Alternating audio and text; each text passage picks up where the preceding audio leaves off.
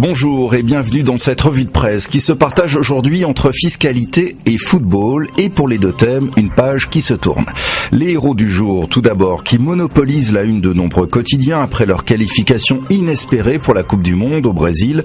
Respect, titre l'équipe, qui salue des Bleus qui ont su se transcender tout en espérant qu'ils sauront entretenir la culture de la gagne et de la joie. Le Parisien aujourd'hui ne fait pas dans l'originalité mais dans l'efficace avec le traditionnel et 1 et 2 et 3-0. Le quotidien remercie les joueurs qui sont parvenus à presque faire oublier les déboires passés, notamment grâce à Mamadou Sakho, auteur héroïque d'un doublé, ou presque, lui qui n'avait jamais marqué en bleu et qui égale dans les cœurs, dit le journal, Lilian Thuram, son modèle, qui avait lui aussi sauvé son équipe en 98. Libération consacre également sa une à l'exploit des Bleus, mais aussi à l'annonce surprise de Jean-Marc Ayrault sur la remise à plat de toute la fiscalité, une idée fisc qui, rappelle le journal, figurait dans les propositions de la campagne présidentielle. Le Monde explique d'ailleurs que cette contre-offensive du Premier ministre a été décidée lors d'un tête-à-tête avec François Hollande le week-end dernier. Bastien Bonnefond souligne dans son article que Matignon réalise ainsi un bon coup politique en permettant à l'exécutif de reprendre la main sur ce dossier épineux.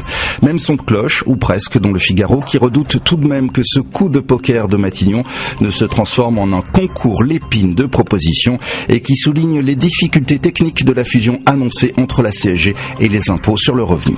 Les Échos s'intéressent aujourd'hui au dilemme chinois de la famille Peugeot.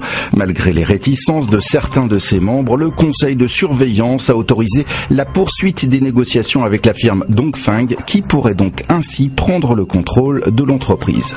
Dans la Croix, la photo printanière d'un jardinier au travail pour illustrer le projet de loi d'interdire les pesticides en ville pour les services d'espaces verts comme pour les particuliers.